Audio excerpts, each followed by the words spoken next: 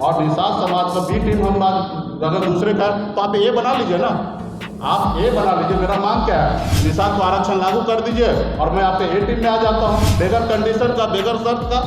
बंद कमरे में बात कुछ और करते हैं, रोड पे आप गाली देते हैं, गाली दिलवाते हैं, तो भैया। वीआईपी सुप्रीमो मुकेश सहनी ने भारतीय जनता पार्टी के साथ उनके ए टीम बनकर रहने की इच्छा जताई है। दरअसल भाजपा ने पिछले दिनों मुकेश सहनी पर पलटवार किया और उसके बाद भारतीय जनता पार्टी ने कह दिया कि मुकेश सहनी जहां भी चुनाव लड़ रहे हैं वहां वो किसी न किसी से सेटिंग कर ले रहे हैं और वो नीतीश कुमार के बी टीम के रूप में काम कर रहे हैं। अब इसको लेकर नाराज मुकेश सहनी ने स्पष्ट कर दिया है कि अगर भाजपा निषाद आरक्षण दे देती है तो आज के आज उनका विरोध छोड़ देंगे और उनके साथ ए टीम बनकर काम करेंगे। मुकेश सहनी इतना ही नहीं रुके, संजय जायसवाल को खड़ी खोटी सुनाते हुए उनके बारे में कई ऐसी बातें कह दी और कई संजय जायसवाल के ऊपर संगीन आरोप भी लगा दिए। भाजपा के नेता रात के अंधेरे में मुकेश सहनी से मुलाकात करने जाते हैं, इन सभी चीजों का जिक्र वो कर रहे हैं। बेटा को रोड पे निकालना चाहते हैं। एक बार तो उन्होंने हमारे विधायक को खरीद लिए, हमें पार्टी को तोड़ दिए, हमें रोड पे ला दिए और आज चाहते हैं कि रोड पे फिर ला दे। तो मुझे कोई फर्क नहीं पड़ता है। जब हमने मुंबई का घर छोड़ा तो हमने बिहार में लाखों निषाद के घर, दिलों में हमने घर बना लिया। मुझे कोई फर्क नहीं पड़ता, आज बिहार में लाखों निषाद का घर है, दिलों में हम घर बना चुके हैं और मजबूती से हम लोग लड़ने के लिए जा रहे हैं। और आपने देखा कि गोपालगंज और मोकामा में हमने चुनाव नहीं लड़ा, उस पर भी आरोप लगा दें। तो मैं खास करके भारतीय जनता पार्टी के प्रदेश अध्यक्ष को कहना चाहूँगा कि आप अपने पार्टी में शीर्ष नेता से बात कर लीजिए कि आपके बड़े नेता, अब बिहार में बड़े नेता, कद के नेता, उनके कहने से हमने चुनाव नहीं लड़ा। उन्होंने हमारे सामने भी गिड़गिड़ाया कि मुकेश जी आप हमको मदद कीजिए, यहाँ पे चुनाव नहीं लड़िए। हमने स्पष्ट कहा चुनाव एक बार नहीं लड़ेंगे वहाँ तक ठीक है, लेकिन हम आपको मदद नहीं करेंगे। और हमने महागठबंधन को समर्थन दिया और हमारे एक रणनीति के तहत हमने वहाँ पे चुनाव नहीं लड़ा और हम घर बैठे अपने निषाद समाज का, हमारा कोर वोटर को हमने ट्रांसफर करके दिखा दिया और भाजपा कहीं ना कहीं बैकफुट पे आ गया।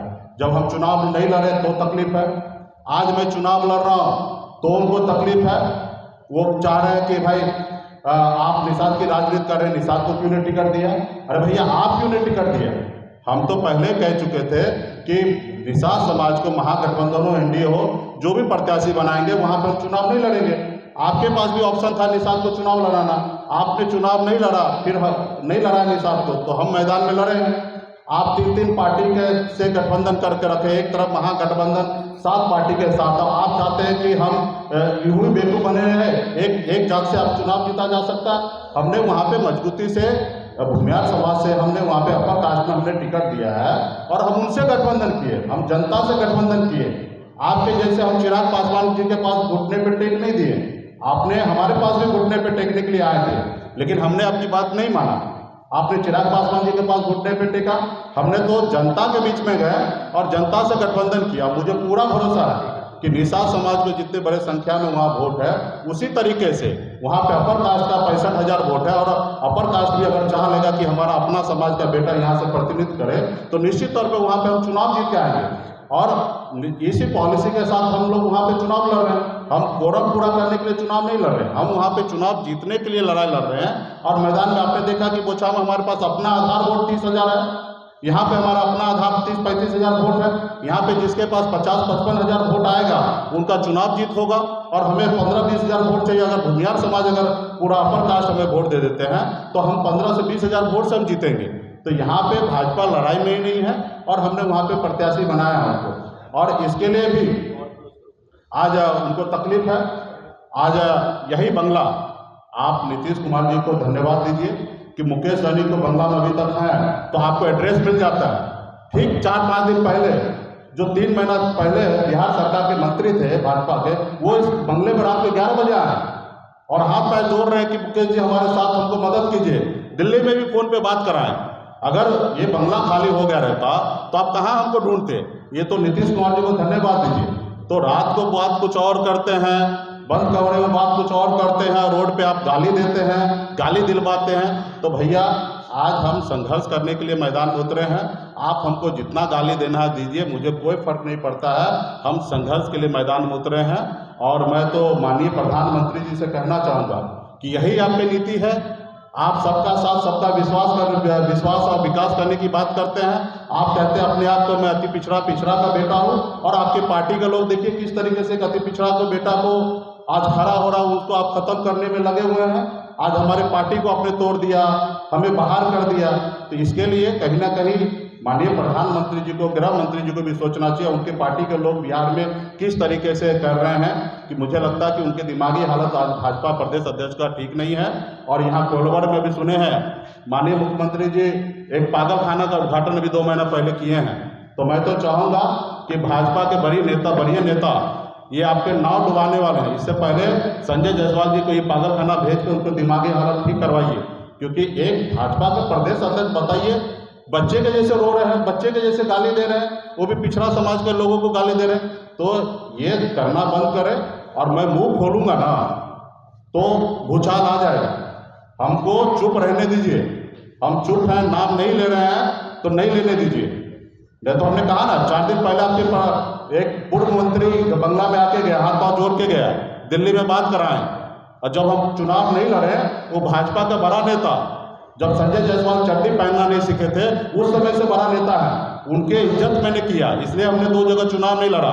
वहां पे हम पे आरोप लगा दिया कि आपने महागठबंधन से पैसा ले लिया, इससे पैसा ले लिया। अरे भैया आप अपने नेता से बताओ कि कितना पैसा दिए तो हम चुनाव नहीं लड़े।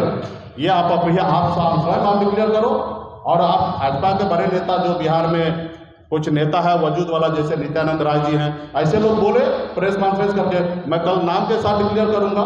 तो अभी हम नाम नहीं बोल रहे हैं, तो ये आपका गरिमा है, इसलिए शांति रहिए।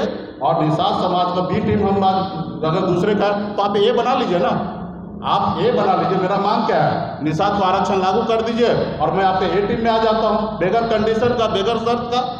लेकिन आप वो करेंगे नहीं, आरक्षण देंगे नहीं।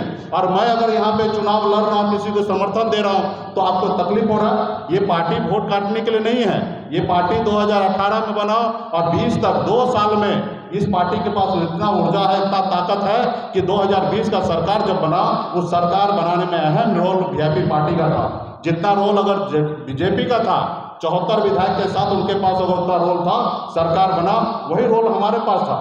अगर हम समर्थन नहीं देते तो भी सरकार नहीं बनता, जेडीयू समर्थन नहीं देते तो भी सरकार नहीं बनता, मांझी जी समर्थन नहीं देते तो भी सरकार नहीं बनता, और भाजपा समर्थन नहीं देता तो भी सरकार नहीं बनता। यानी कि 4 पार्टी मिलकर सरकार बनाए, और 74 हो या 4 हो, सबके पास पावर वही था सरकार बनाने में। तो इसलिए ये पार्टी चुनाव लड़ने के लिए और जीतने के लिए आए हैं। इसलिए शांति से आप लड़िए, जनता के बीच में जाइए, हम भी जनता के बीच में जाएंगे, हम भी अपनी बात रखेंगे। हम अपने लोगों के लिए लड़ाई, हक अधिकार के लिए लड़ाई लड़ते हैं। आपको ए टीम बनाना है, कल दिल्ली में घोषणा कर दीजिए कि निषाद को आरक्षण लागू करते। भैया दिल्ली में आरक्षण है, बंगाल में आरक्षण है, देश एक है, संविधान एक। अगर ये वीडियो पसंद आई और वह बिहार के राजनीति और बिहारियत से सरोकार रखेनी तो सब्सक्राइब बटन दबा के चैनल के सब्सक्राइब कर ली। ओजे एगो घंटी बा, ओकरा बटन दबा देला से कुल सटीक और मारक खबर रुआ मुफ्त में मिल जाई। अगर रुआ पत्रकारिता के हमनी के नया प्रयोग में सहयोग कर चाहतानी तो ज्वाइन बटन दबा दी। पेटीएम नंबर नोट कर ली 938681